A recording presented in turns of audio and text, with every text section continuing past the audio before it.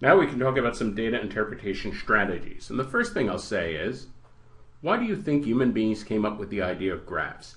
Why do we display mathematical information in graphs? Why is it, for example, when you flip through the Wall Street Journal or the Economist magazine, that inevitably you're going to see some graphs? Or if you open up almost any scientific textbook, inevitably there's going to be some graphs and charts.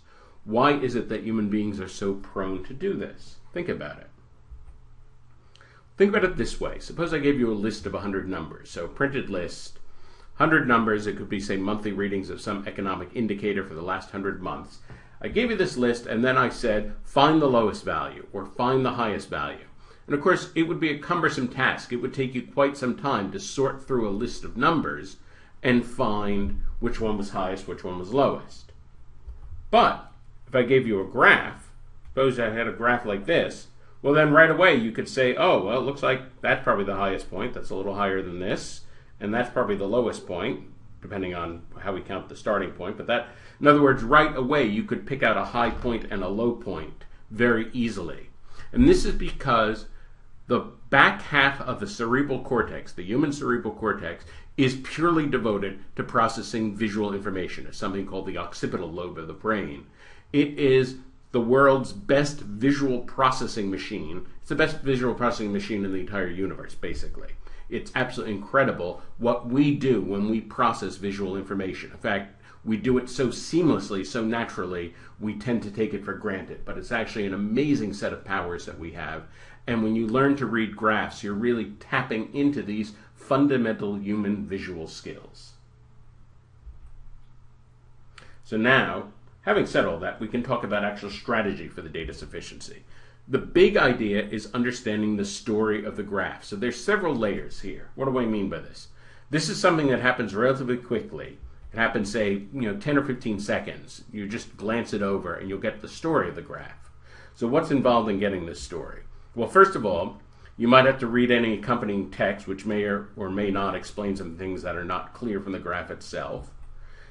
It's always important to look at the axes and notice any units on the axes. Also notice whether the axes start at 0 or some other number, and whether they increase by equally spaced intervals or some other intervals. So all those are things to notice.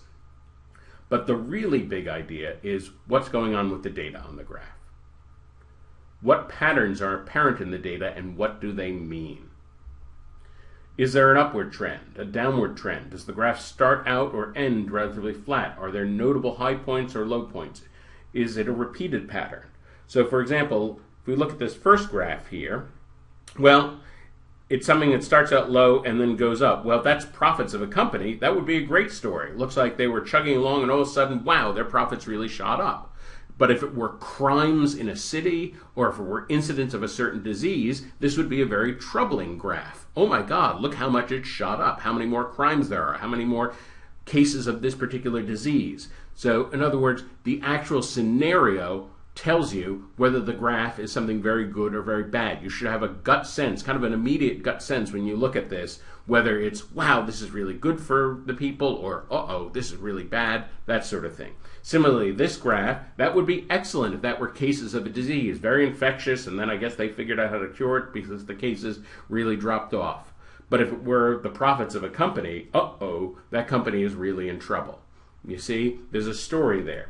Now this final one, that's a repeating pattern, so that would be exactly what we'd expect if we were looking at, say, tides or daylight or seasons or something like that. But if we're actually looking at the profit of a company, that's a company who just undergoes seasonal fluctuations and is never able to get anywhere. You can imagine it being very frustrating for a company to have its profits always stuck in a certain range, to have range-bound profits. That's the way it would be discussed in the business world.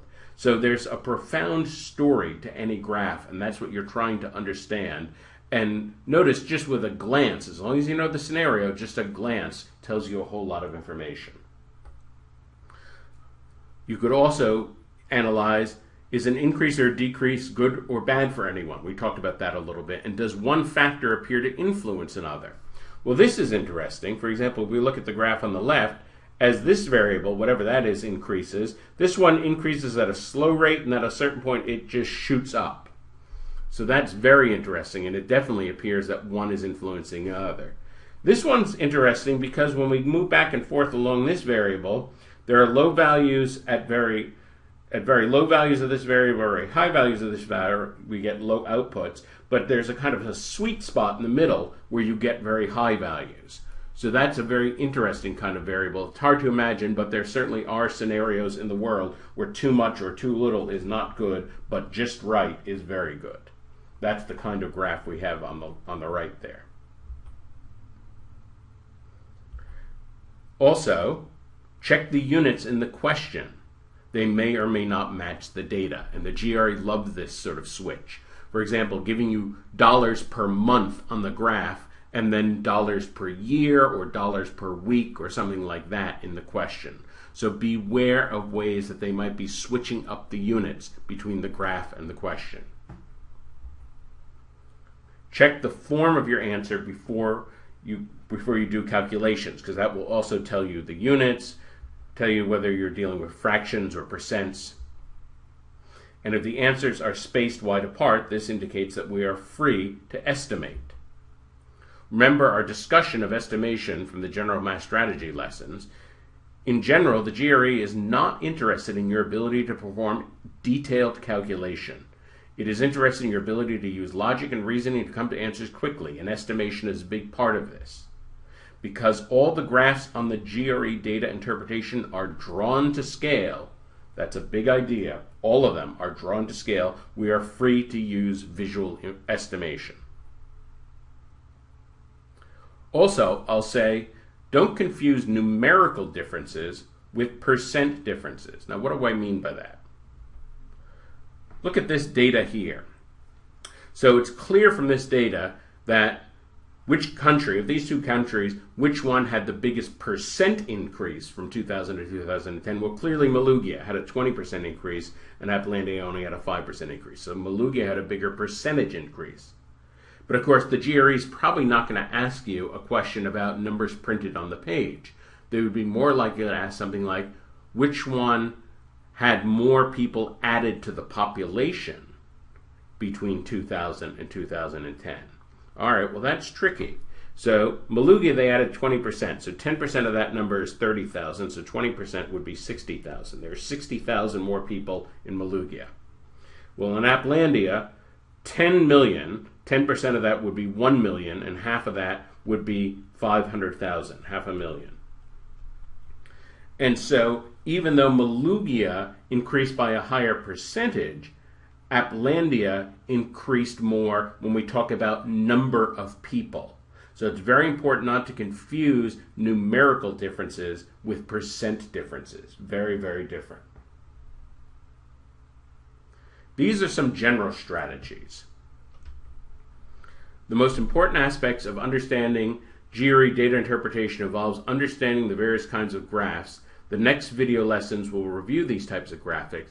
I'll also say, practice out in the world. Read newspapers, read magazines, especially economic magazines. Look for graphs. Practice looking at graphs. Practice trying to understand what story the graph is telling. For example, if it appears in a magazine article or newspaper article, what's the story of the article, and how is the story of the graph supporting the story of the article? Why is it part of the article? Those are very important things to practice, especially if you need to work in your graph building skills.